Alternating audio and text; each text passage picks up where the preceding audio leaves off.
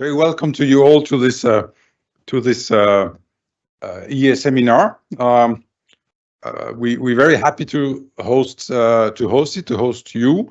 We're also proud and happy about the constant interest that these seminars show.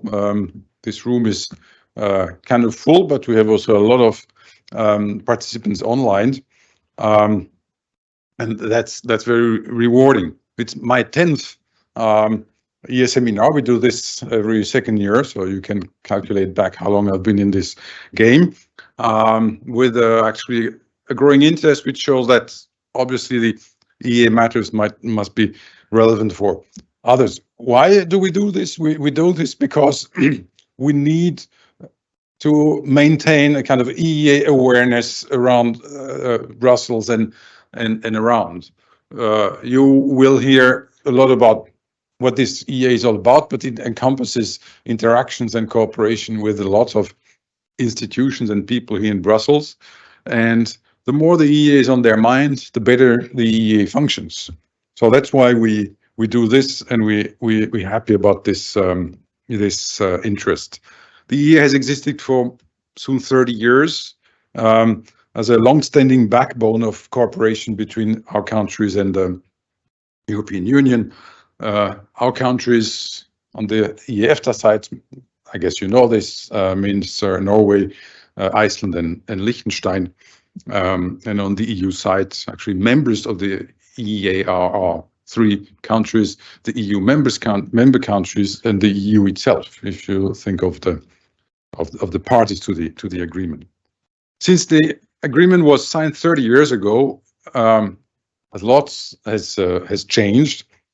And yet the agreement is still here, and it is actually unchanged in its fundamentals. And this is remarkable that we have managed to devise to set up a device that's so flexible in addressing huge transformations that have taken place in Europe since then, including by membership, but more than that.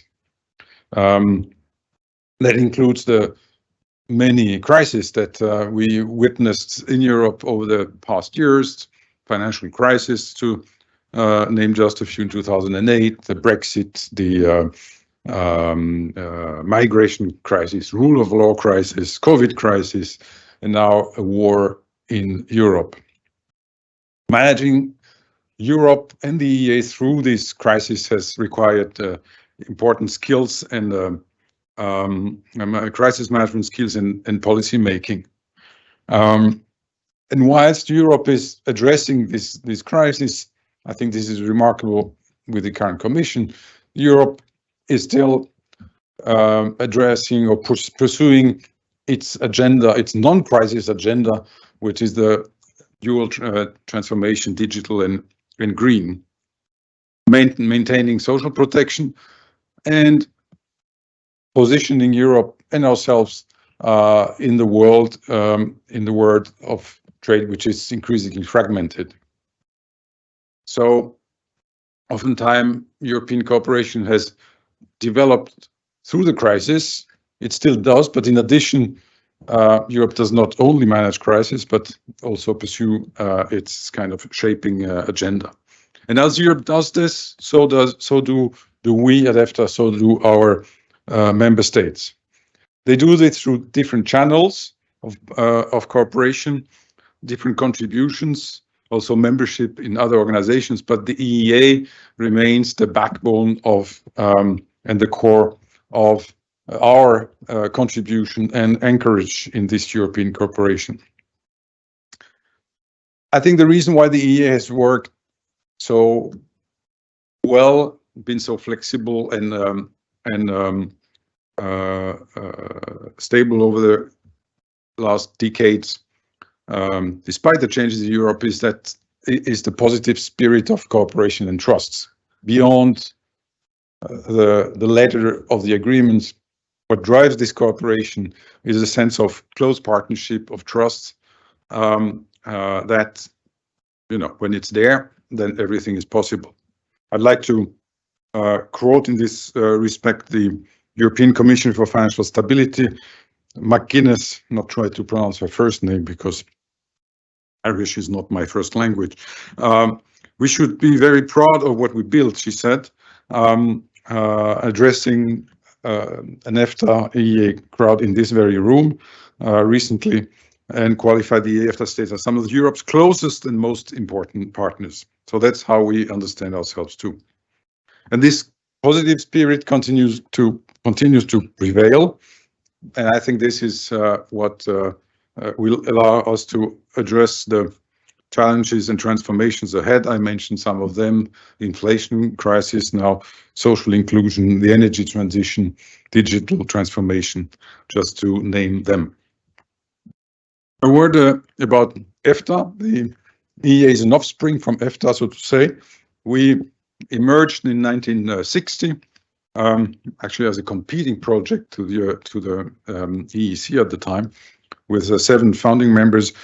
But the fundamental of EFTA were and remains the objective of fostering economic cooperation through integration in Europe, and we're doing this over time through changing sets of instruments, but we continue doing it. Our membership has changed, as you know. One of the driving force of EFTA at the outset were the UK. The UK went quite a journey since then. Today we are an unlikely club, if you like, of 2 Nordic and 2 Alpine countries. If you would design the shape of governance in Europe from scratch today, you would never think of something like EFTA. But that's who we are, and it actually works well. And that's a bit of the genius of our cooperation. EFTA has 3 main fields of activities. First, the regulation of the relations among the EFTA countries. Then an activity that has developed since the 90s is that the EFTA is used as a common platform by our members to develop their trade relations outside Europe. And today as we have elaborated a network of some 40 free trade agreements worldwide throughout the world. We continue working on these, the main ongoing issue topics. Mercosur, same thing like the European Union. We have a almost finished agreement, but a political hurdle to pass as to whether we really want to conclude it and put it on approval to our people. We now something brand new for EFTA. We're embarking in a negotiation with Singapore on a digital economy agreement. We used to work on the basis of our common platform were free trade agreements that have increased in scope and complexity over time. Now we're doing focused activity on digital trade. This world trade environment that becoming, where the multilateral trading system is losing in importance, and the world gets fragmented into big groups of influence, is a challenge for us. Of course, we're close to Europe, but we're not a member of the European Union, and we have to navigate these blocks. So just a hint at the kind of topics that we deal with in this branch of our activities, which is our joint trade or free trade relations outside Europe. And last but not least, the topic of the day, the EU cooperation for 3 of our 4 members on the basis of the EEA agreement, which is a core activity of ours. With this set of instruments, I think EFTA proves to be of high value for its members as a core stability in their relations within Europe and outside Europe, but also a tool that proves very flexible and resilient in the face of crisis. So today you will get first-hand information about the EEA and how it works from specialists from the EFTA Secretariat, see three of them here in the first row, but also from we like to call it our sister organizations. We like to think of ourselves as an EFTA family. So in family, we have sisters and brothers, and there are sister organizations, which is the EFTA Surveillance Authority, also located in this building. Our colleagues of the Financial Mechanism Office, who deal with our cohesion contribution, if you like. And then we have a EFTA court that's located in Luxembourg, of course. We have also an office within the Secretariat which deals with statistic cooperation, which is located in Luxembourg as well. So you will hear from most of these specialists about how it worked, first in the plenary setup here in the morning, and then in the afternoon going more in depth into specific issues in breakout sessions. New format we trying today that I'm very thrilled to experience. Not least, you will also welcome the co-chair of the highest governing body of the EEA, which is the EEA Joint Committee, Ambassador Per Strand Sjavstad from Norway.